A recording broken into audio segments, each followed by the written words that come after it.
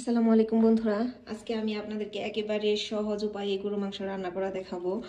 যে জীবনে চুলার পারে নাও গেছেন সেও মাংস রান্না করে ফেলতে পারবেন, শুধু আজকে আমার এই ভিডিওটা দেখেই। তো দেখতে থাকুন, আমি পুরো অন ক্যামেরায় মাংসটা রান্না করব। এই যে মাংসটা এইভাবে মাঝারি সাইজের করে টুকরা করে নিয়েছি, এভাবে টুকরা করে নেবেন। তারপরে এখানে পেঁয়াজ, রসুন, আদা এবং কয়েকটা কাঁচামরিচ এরকম করে কেটে নিয়েছি, এটা দিয়ে দিব।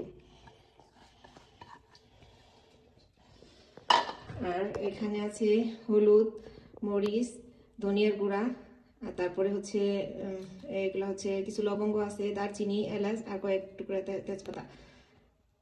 2 কেজি মাংসের মধ্যে আমি এতটুকু পরিমাণ দিয়ে দিচ্ছি। এই যে এই চামচের এই চামচ দেখতে পাচ্ছেন, এই চামচের 3 চামচ হচ্ছে মরিচ দিছি, 2 চামচ ধনিয়ার গুঁড়া আর 2.5 চামচ হচ্ছে হলুদ। এখন আমি পরিমাণ মতো লবণ দিয়ে দিব। লবণটা আমি পরে টেস্ট করে আবার দিব, আপাতত এইটুকুই দিয়ে দিলাম। আর এখানে দিব হচ্ছে এই যে জিরার গুঁড়ো, একদম সম্পূর্ণ মানে বাটা মশলা ছাড়া আজকে আমি মাংস রান্না করে দেখাবো। ব্যাস এতটুকুই। হওয়ার আগে আমি একটু জিরের গুঁড়ো দিয়ে দিব শুধু। এই যেভাবে হাত দিয়ে মেখে নিতে হবে, হাত দিয়ে মেখে নেবেন। এখন এই যে হালকা মাখানো হয়ে গেছে, এখন আমি এর মধ্যে তেলটা দিয়ে দিব। বেশি তেল দিব না, অল্প একটু দিব, কারণ গরু মাংসের মধ্যে এমনিতেই অনেক বেশি তেল। আমি এত বেশি তেল পছন্দ করি না, আর এত বেশি তেল খাওয়া উচিত না। এভাবে হাত দিয়ে আমি এগুলোকে মেখে নিব, খুব ভালো করে মেখে নিতে হবে। এভাবে হাত দিয়ে খুব ভালো করে মেখে নিয়ে 5 মিনিট রেস্টে রেখে দিব। শুধু মাখার সময় তো অনেক সুন্দর গন্ধ বেরোচ্ছে, রান্না করতে হবে না, কাঁচা খেয়ে ফেলি।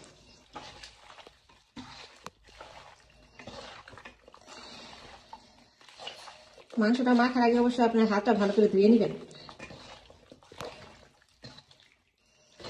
খুব ভালো করে মাংসটা এইভাবে মাখিয়ে নেবেন।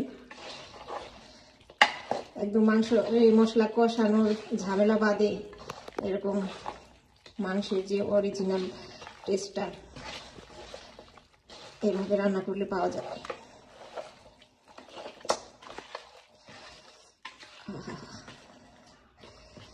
এই যে এইভাবে করব, পানি দিব না, ঠিক আছে? এইভাবে আমি কিছুক্ষণ রেস্টে রেখে দিব। এই যেভাবে ঢাকনা দিয়ে থেকে আমি 5 মিনিট রেস্টে রেখে দিব। এই তো 5 মিনিট হয়ে গেছে। এখন আমি এই যে চুলায় দিয়ে দিচ্ছি পাতিলটা। এখন শুধু এই যে এরকম চুলাটা অন করে দিব, মানে মিডিয়ামে দিয়ে রাখলাম, 13তে দিয়ে রাখলাম। এটা 18 পর্যন্ত দিলে ফুল আর কি, আমি 13তে দিয়ে রাখলাম। দেখি এই যে কি সুন্দর একটা গন্ধ যে বের হয়েছে, পুরো গড়াল হয়ে গেছে। একটু নেড়ে দিতেছি আর কি, নেড়ে দিয়ে আমি আরো 5-7 মিনিট রান্না করবো। তারপরে হচ্ছে পানি দিয়ে দিব, গরম পানি দিয়ে দিব।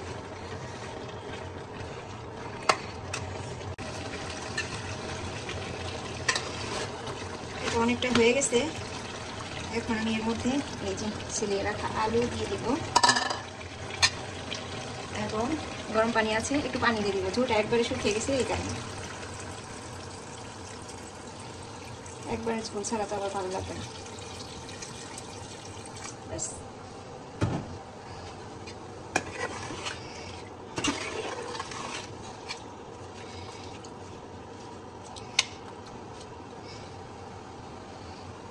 এভাবেই আরো কিছুক্ষণ রান্না করে নেব। তো এভাবেই থাকুক, আমি এখন একটু বাজারে যাব, কাছেই বাজার, টমেটো আনতে যাব। মাংসের তরকারির সাথে, পোলাওয়ের সাথে টমেটো দিয়ে না খেলে ভালো লাগবে না, আর তরকারির মধ্যেও আমি একটু টমেটো পেস্ট করে দিয়ে দিব আর কি, সেই জন্য। চলুন, এটা দেন, এটা 1 কেজি দেন।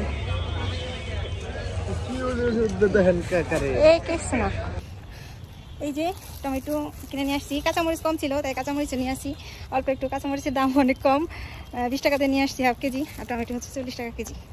1 কেজি নিয়ে আসছি। সব দেখি কি অবস্থা।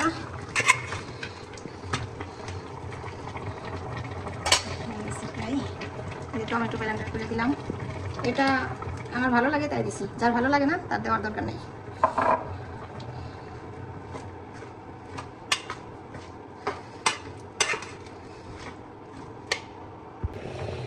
প্রায় হয়ে গেছে। এখন আমি এর মধ্যে একটু জিরার গুঁড়া দিয়ে দিব আর একটু লবণ দিয়ে দিব, কারণ লবণটা একটু কম হয়েছে।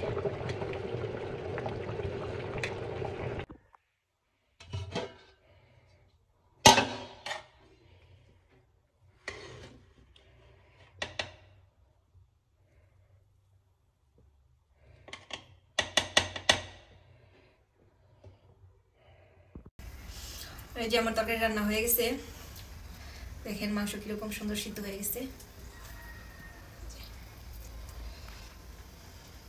একটা জিনিস, কাঁচামরিচ, বিসমিল্লাহির রহমানির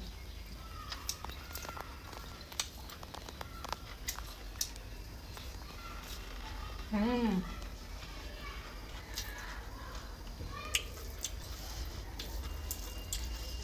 খুব মজা হয়েছে, আপনাদেরকে দিয়ে খাইতে পারলে আরো বেশি ভালো লাগতো।